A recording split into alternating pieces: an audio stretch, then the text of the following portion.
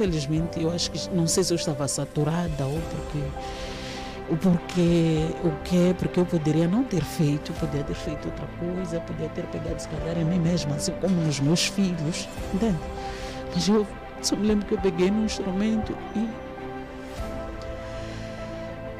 e fiz o que fiz.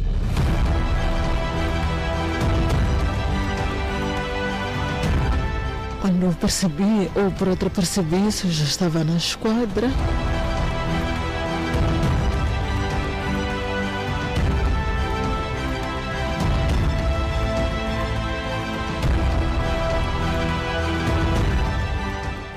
Olá, eu sou a Cindy Karen e hoje eu estou aqui no estabelecimento penitenciário preventivo de Maputo.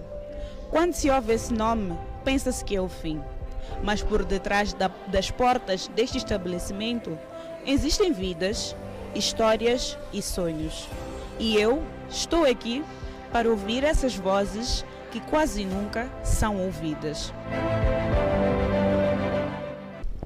Então temos agora uma interina aqui para conversar conosco. Agora vamos conversar com mulheres para nos contarem a sua história, a sua infância e como é que chegaram até este estabelecimento. Muito bom dia. Bom dia, muito obrigada. Como é que está? Graças a Deus estou de boa saúde. Então, pode me contar como é que foi a tua infância? Bom, eu cresci ou nasci numa família humilde de pais camponeses. A minha infância foi boa, sim. Com quem cresceu? Como é que foi a tua criação, desde a escola, essas coisas? Saí numa família composta por pai e mãe e 5 irmãos. Graças a Deus estão todos vivos e cresci nesse ambiente. Quando chegou, né, a vez primeiro eu tive a oportunidade de ir à creche. Depois da creche tive as aulas pré-escolares e o ensino primário posterior, o início do ensino secundário, que teve várias interrupções, mas graças a Deus consegui concluir pelo menos o básico. E por que houve várias interrupções? Digo que tive algumas interrupções porque quando já estava a repetir a 7ª classe, feliz ou infelizmente, fiquei grávida aos meus 17 anos e tive o meu primeiro filho. E nessa senda houve uma necessidade, sim, de interromper. Não foi por obrigação nem dos pais, né? Foi minha, posso assim dizer, escolha. Sim. Os meus pais sempre criaram condições para que em nenhum momento me faltasse condições de ir à escola. Sim. Então, eu acho que vou já chegar ao prato principal desta conversa. E eu vou querer saber como chegou aqui. Não é uma história.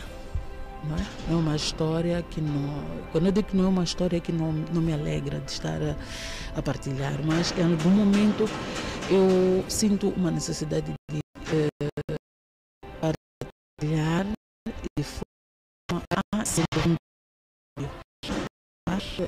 depois de eu ter tido o meu primeiro filho, a volta à escola, pronto, ao decorrer daquilo fui conhecer um outro jovem, né? Uma outra pessoa, na qual já aos meus 22 anos, ele, por vontade, vou dizer que ele estava a amar muito, porque estava muito apaixonado, olhou mais para o lado de ter que levar-me para ficar comigo, mas eu já tinha um menino. Tendo o menino, eu disse a ele que eu tenho um filho, né? Porque eu andava com ele, ele via. Ele disse que não tinha nenhum problema em ele mesmo receber os 2. Eu recomecei, estava numa escola privada, fui lá, terminei a minha 9ª classe. E feito isso já, quando passamos para a Casa Nova, que é a nossa casa, já vivíamos a 2 ou a 4 com as 2 crianças. Foi lá onde começou, vou dizer que começou uma vida meio turva, né? Eu comecei a perceber alguns aspectos não muito bons. Eu já vinha com uma criança, né? Sendo mãe e aquela outra, eu comecei a perceber que o meu parceiro não estava de peito aberto, né? Para aquela outra criança, não estava a recebê-lo com carinho. Aí começaram os maus tratos. Estou a falar do ano de 2009. Começaram os maus tratos contra o meu filho. Porque eu estava a ir à escola, eu acordava de manhã, saía de casa e só voltava ao final do dia, porque para além de eu ir ao ensino como tal, eu estava a fazer um ensino médio. Eu depois fazia alguns cursos só para completar um bocadinho o meu currículo. Então eu saía de casa às 7 horas e só voltava às 17h30, porque eu estava a viver na Matola. Feito isso, eu não ficava, não era uma mãe presente, entre aspas, só ficava em casa sábado e domingo. Aqueles maus tratos todos, quem acompanhava era a minha empregada.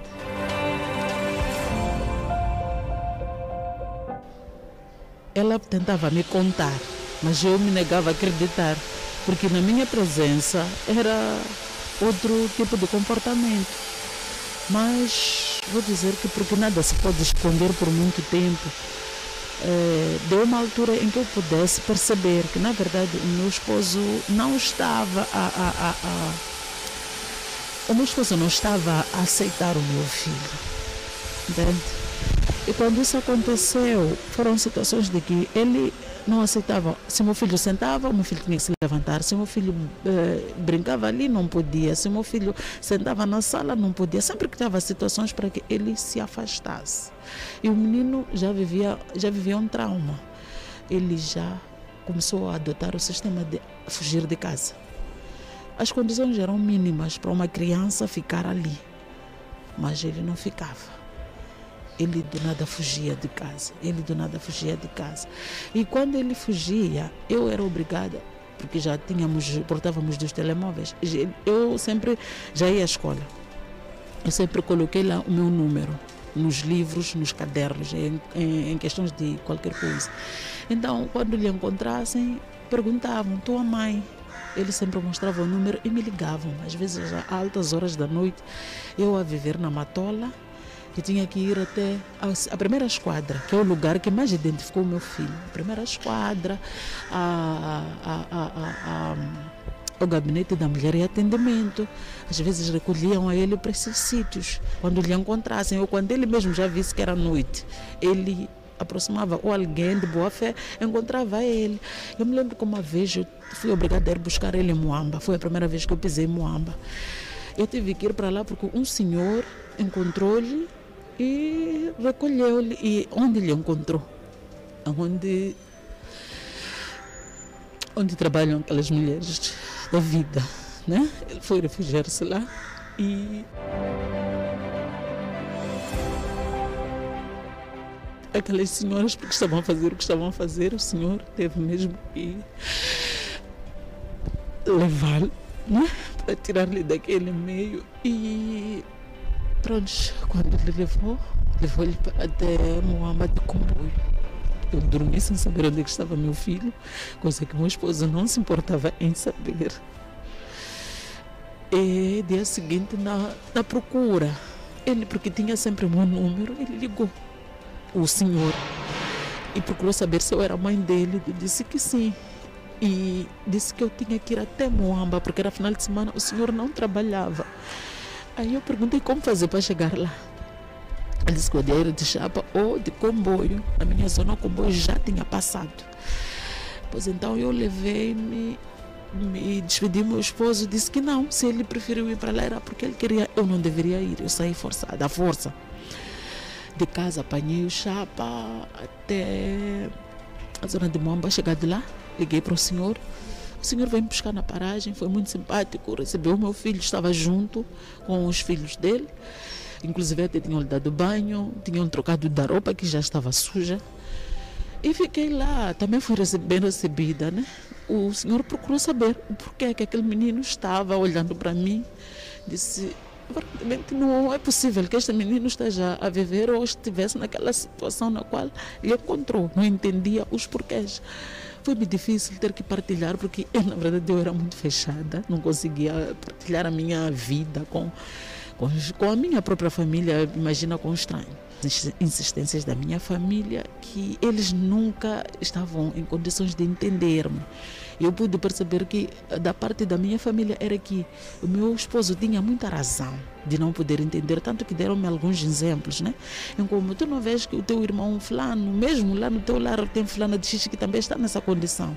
Eu disse, cada um é feito de como ele foi feito, mas eu não estou em condições de largar o meu filho por causa de um lar. Eu prefiro voltar para casa. A minha família, infelizmente, não me entendeu. Eu fui obrigada a fugir do lar. A segunda vez. Eu fui obrigada a fugir do lar. Eu fiz algo que não me...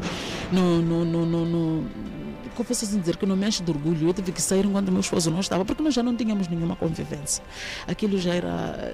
Quer dizer, eu podia comer de tudo. Não tinha uma vida estável, né? Mas aquele ambiente, né, já não era favorável. Meu esposo chegou a tirar o meu filho do plano de saúde, tendo em conta que eu tinha mais 2 filhos com ele. Eu pertencia a um plano de saúde, daí eu tinha que levar o meu filho a um hospital público e levar aos dele numa clínica. Então imagina o que eu estava a viver no meio de tudo isso, e chegávamos aos gritos, a nos ofender por causa do menino. Ele já ouvia aquelas coisas, e quando isso acontecia, o menino fugia de casa. Quando acontecia, fugia de casa. Também mais um episódio triste. Aí já estava a desenvolver uma doença chamada esquizofrenia, mas que eu não sabia. Ele fugiu até Inhambane. Eu fui obrigada a conhecer sítios não de forma bonita. Aí eu de novo arrumei minhas coisas, fiz transferências para os meus filhos. Eu já tinha 3º filho. No meio disso eu concebia, não é? Mas sob ameaças entre nós como casal. A vida, de uma forma resumida, já não era bonita, já não era saudável. Entende? Então, tendo eu voltado nessa 3ª vez para casa, também a resposta foi a mesma. O teu esposo não tem nenhum problema, tu é que tens problema, porque tu não queres ficar no teu lar. Quem é que não está no lar ou que não pode ficar no lar com uma criança que não seja daquele lar? Traga a criança aqui em casa. Essa era sempre a resposta que eu tinha. Olha, essa resposta eu nunca daria a ninguém. Eu nunca vou dar, eu nunca vou aceitar que alguém aceite esse tipo de resposta. Eu disse, não estava em condições de voltar, já não quero, eu vou mais voltar. Eu já estava já com a 3ª filha dele, nesse caso. A menina estava por aí com alguns meses, quase há 1 ano. Para mim, eu já respirava um ar de alívio. Eu podia pegar nos meus 4 filhos e andar com eles, aquilo me deixava tão bem.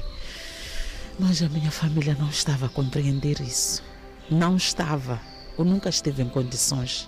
Não sei se hoje, né, tirando uma lição daquilo que me aconteceu, sei que puderam tirar, ter noção do quão grave em algum momento não nos darem ouvidos a nós como filhas, poderiam estar de alguma forma ajudar-nos a nos prejudicar. Quando eu disse que não queria voltar mais, os meus irmãos se levantaram com o genro deles, né, que é o cunhado, e disseram que vamos tomar ali uma cerveja enquanto ela fica a pensar um pouco. Eu disse, eu não tenho o que pensar. Eu lembro que foi numa tarde, eu na casa dos meus pais, eu estava a lavar roupa, eu tive que interromper para participar daquela reunião. Eu disse, não tenho o que pensar. Ali fui criticada pelo fato de eu ter tirado dinheiro na conta, fui criticada por eu não querer ouvir que eu podia deixar a criança na casa dos meus pais. Ali eu fui vista como quem errou mais. Aquilo que eu estava a dizer, que estava a acontecer, não me entenderam.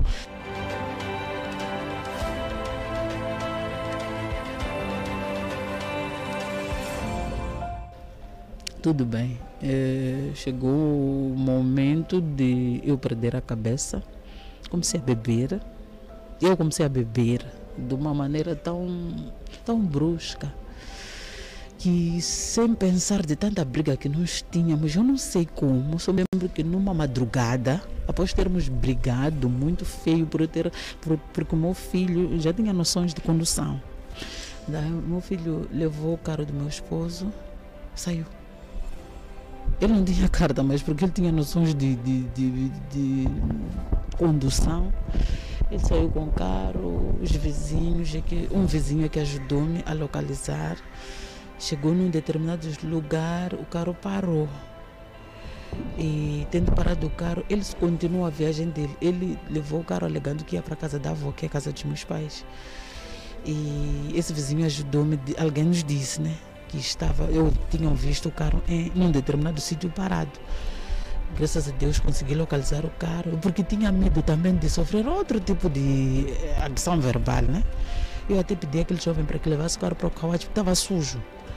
Até ele andou a passar no meio das ruas lamacentas, lavou-se o carro, levei o carro, fui deixar em casa. Mas eu não tive como ocultar isso. O carro estava raspado, muita coisa aconteceu lá. Eu disse que o menino levou o carro. Aquilo piorou. E porque, infelizmente, eu acho que, não sei se eu estava saturada ou porque eu poderia não ter feito, podia ter feito outra coisa, podia ter pegado se calhar em mim mesma, assim como nos meus filhos, entende? Mas eu só me lembro que eu peguei num instrumento e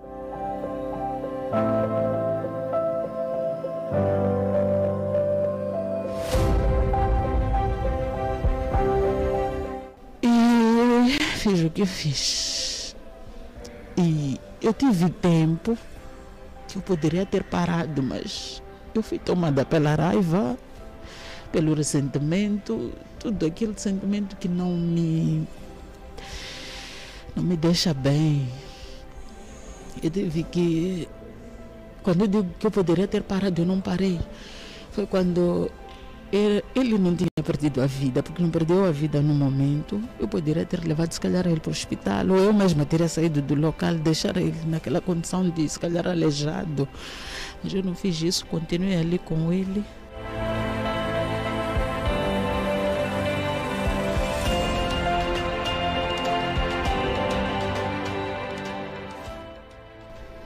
Continuei ali com ele um dia inteiro.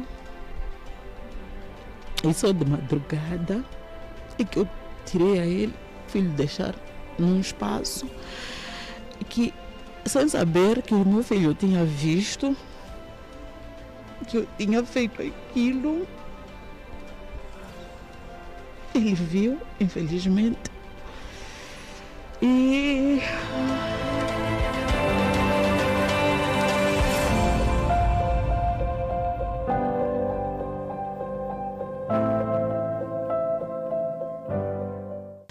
quando percebi, ou por outra percebi isso, eu já estava na esquadra, que foi o meu próprio filho, né? Acredito que ele criou coragem, eu não sei como é que aconteceu, contou a alguém, e essa pessoa não conseguiu manter aquilo em segredo e contou para a polícia. Eu nunca culpei meu filho por isso, nem a pessoa adulta que fez, como é que eu posso dizer, despolitou a história, em nenhum momento. Em nenhum momento, se calhar foi necessário aquilo, que alguém me travasse, né? Para que eu pudesse voltar a mim mesma. Entende? Infelizmente, eu tive que vir voltar a mim mesma neste lugar. Infelizmente, eu tive que vir reconhecer que eu sou mãe de 4 filhos. Infelizmente, eu tive que vir pensar em mim mesma. Infelizmente, eu tive que vir me recordar que eu sou mãe.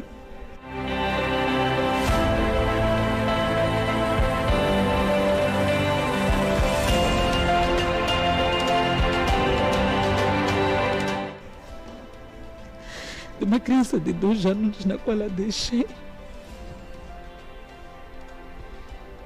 sem ter pensado naquilo, naquele momento, mas aconteceu.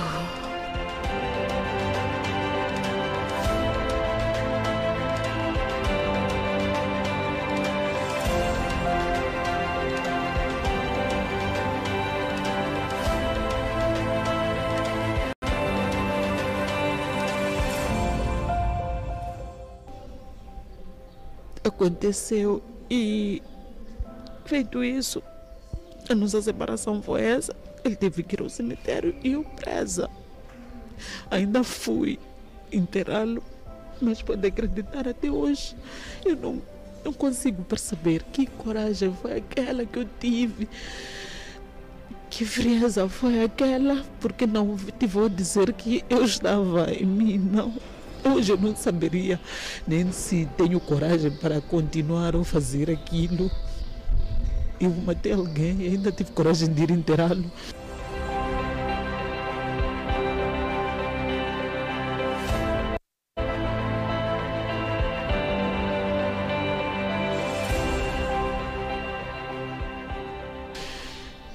Como se aquilo fosse normal, aquilo não era normal.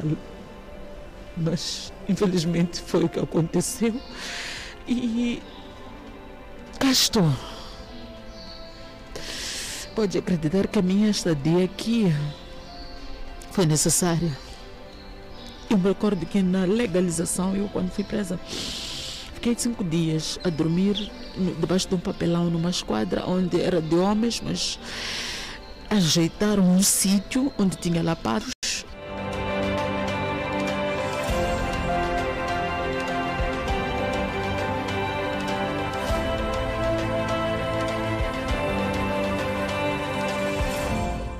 Eu partilhei com aqueles patos ali, partilhei o espaço com os patos. Eu dormia num papelão que encontrei lá. E de lá fui levada à legalização. E na legalização estava lá o meu irmão e disse para mim: eu só queria que alguém me tirasse daquele lugar. Eu só queria que alguém me salvasse. Eu lembro de uma palavra que meu irmão disse, meu irmão mais velho. Ele disse, quando saímos da legalização, e disseram: lá onde tu vais é o melhor sítio. Eu não entendia aquilo ali, mas hoje eu entendo. Se calhar eu poderia não estar a dizer aquilo ali de ânimo saudável, mas eu entendo muito bem o que significa aquilo que ele disse, pela minha segurança e pela minha vida. Aquela vida que eu tirei. Aquele homem tinha irmãos, aquele homem tinha pais, aquele homem tinha família, tinha sonhos e projetos. Os filhos dele precisam dele até hoje. Mas eu interrompi o suspiro dele. Por causa de quê? De um ressentimento, de uma mágoa, de um problema mal resolvido.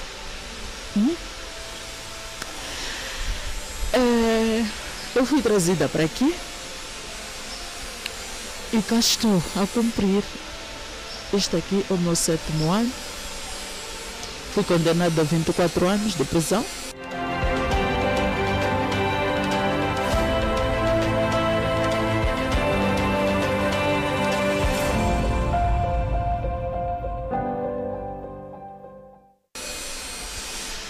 Não sou confessa, porque na altura eu não confessei. Pode acreditar, não confessei.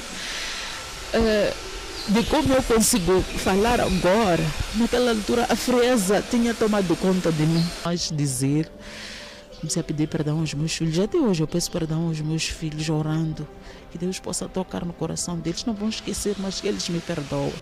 Eu falei com ele e ele me perguntou: mas porquê? Eu não consegui lhe responder os porquês. E de entender isso, porque também não basta só querermos estar casados para que os outros vejam e fazem justiça com as próprias mãos. Aí está-se a perder 2 pessoas. É triste, são situações tristes,